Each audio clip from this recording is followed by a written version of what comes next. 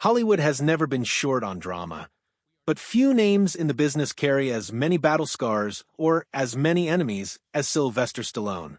This is a man who clawed his way from sleeping in bus stations to writing and starring in one of the most beloved films in cinema history. That kind of hunger doesn't disappear once you make it. If anything, it sharpens. And when you're that driven, that protective of your work, and that unwilling to back down, conflict isn't just possible, it's practically inevitable. Stallone has never been the type to smile, politely shake hands, and pretend everything is fine when it isn't. He's old school in the most literal sense. He confronts. He reacts. He sometimes throws flowers at people's heads. Over the course of a career spanning more than 5 decades, he's racked up a list of feuds that reads less like a Hollywood gossip column and more like a war memoir. Some of these conflicts started over creative differences. Some were about money. Others were deeply personal, about trust, loyalty, and the kind of betrayal that doesn't heal with time. Here are the 5 actors Sylvester Stallone has made no secret of despising. Long before either man was famous, back in 1974, Sylvester Stallone and Richard Gere found themselves sharing a cramped set on a low-budget film called The Lords of Flatbush. It was a scrappy, small production set in 1950s Brooklyn, and for Stallone, it was deeply personal. He had co-written the script, drawing on his own rough upbringing, and was playing a character that felt close to home, a tough guy with layers underneath the bravado. This wasn't just another job, it was a statement. Gere came from a completely different world, trained in theater, methodical, precise, the kind of actor who thinks carefully about every movement and every line reading. On paper, 2 intense, committed performers sharing a screen sounds like a recipe for fireworks in the best possible way. In practice, it was a disaster. Their styles were fundamentally incompatible, and on a low-budget shoot with a tight schedule and no room for error, that kind of friction gets magnified fast. The breaking point came during a lunch break between takes. The cast was crammed into a car running lines, and Gere was eating a sandwich, heavily loaded with mustard. Some of that mustard slipped off and landed on Stallone's pants. It sounds minor. It sounds almost laughably small. But on a set already soaked in tension, it was the match that lit the powder keg. Without a word, Stallone elbowed Gere and physically shoved him out of the car. The set went dead silent. The producers had to make a call. Keeping both men on set meant risking chaos every single day.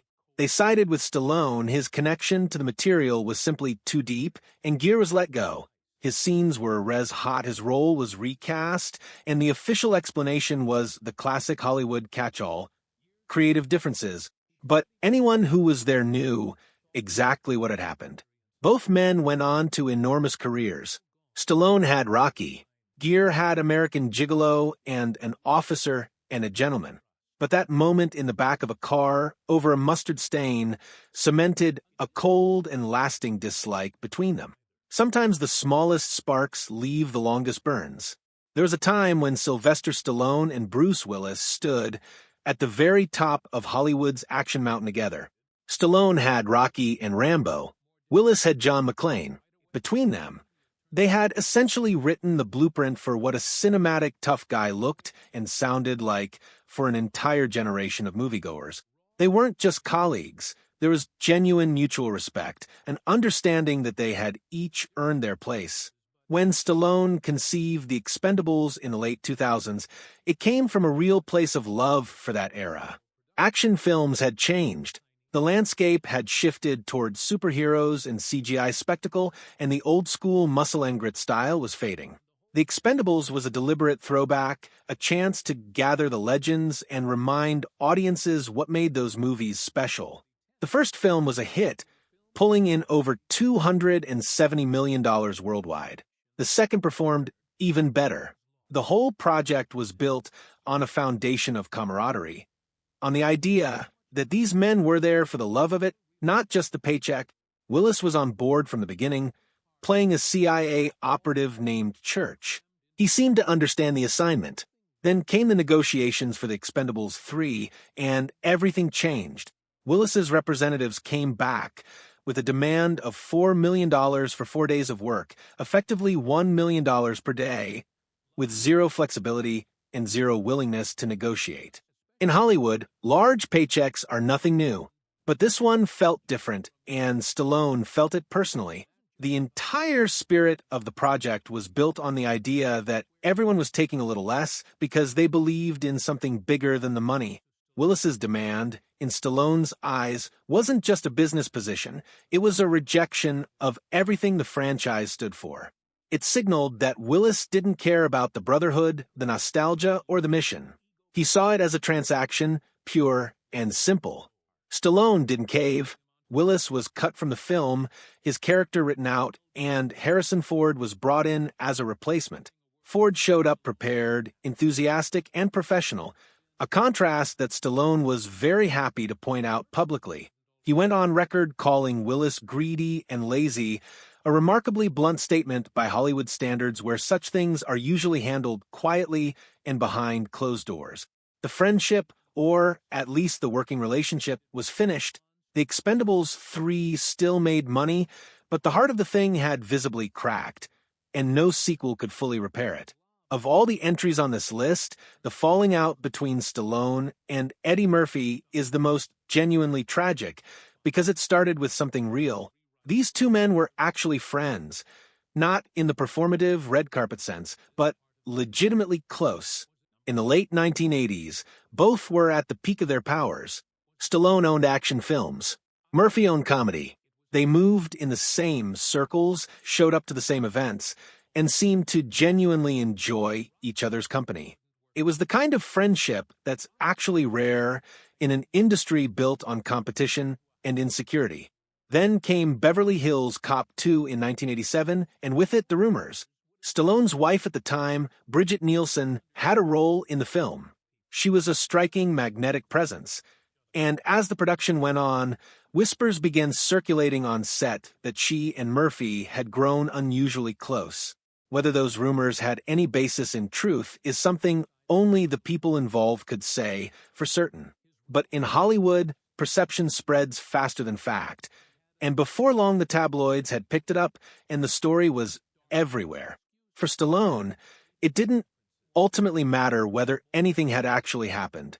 Hearing his wife's name linked to his closest friend over and over in stories he couldn't control, in publications he couldn't stop, that was its own kind of torture. He's not a man who processes things quietly or through intermediaries. He went directly to Murphy and asked him point-blank what was going on. Murphy denied everything. But trust, once it starts to wobble, doesn't just snap back into place because someone says the right words. What followed was a slow, painful dissolution. The call stopped. The friendly appearances at shared events dried up. If they were at the same party, they stayed on opposite sides of the room. The warmth was replaced by a silence that said everything. Years later, Murphy would reflect on how quickly something that seemed solid could fall apart, how rumors and broken trust can dismantle even the most genuine of connections. Both men kept their careers moving forward. Both remained huge stars, but that specific chapter, the genuine friendship, was closed and never reopened. Fame can insulate you from a lot of things, but it can't protect you from heartbreak. By 1982, Stallone had proven himself with Rocky and was determined to show he wasn't a one-film wonder. His next project, First Blood, was not a straightforward action film. It was a serious, emotionally layered story about a Vietnam veteran named John Rambo, who returns home to a country that has no idea what to do with him, a man dealing with PTSD, isolation, and the crushing dissonance of having fought for something that no longer seems to want him. Stallone wasn't just performing in the film, he was invested in its message.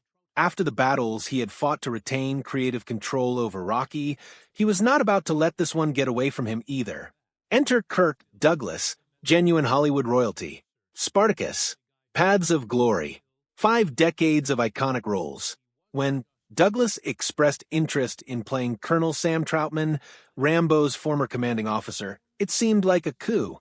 A living legend anchoring the supporting cast of your passion project? That's the dream. The dream lasted about as long as it took Douglas to open his mouth in a production meeting. He had read the original novel that First Blood was based on, and he arrived with strong opinions.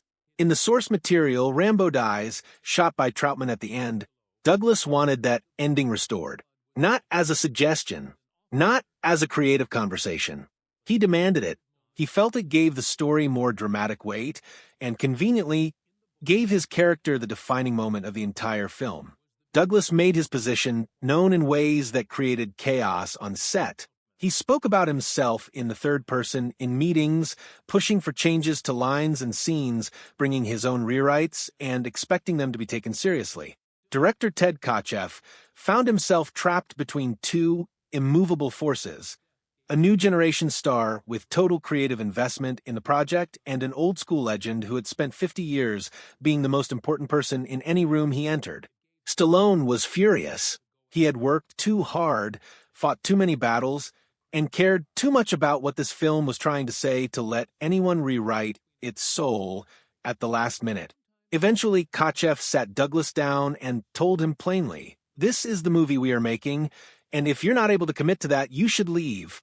Douglas left. In his place came Richard Crenna, who was handed the role with roughly 24 hours of preparation. He learned his lines on the way to set, and delivered a performance of quiet, genuine warmth that made his bond with Rambo completely believable. He wasn't trying to own the film or redirect its ending. He was just there to serve the story. The contrast couldn't have been starker, and the result spoke for itself. First Blood became a landmark film, launched one of cinema's most enduring franchises, and proved that protecting your vision, even when it means confronting a legend, is sometimes exactly the right call. No rivalry in Hollywood history quite matches the 15-year Cold War between Sylvester Stallone and Arnold Schwarzenegger.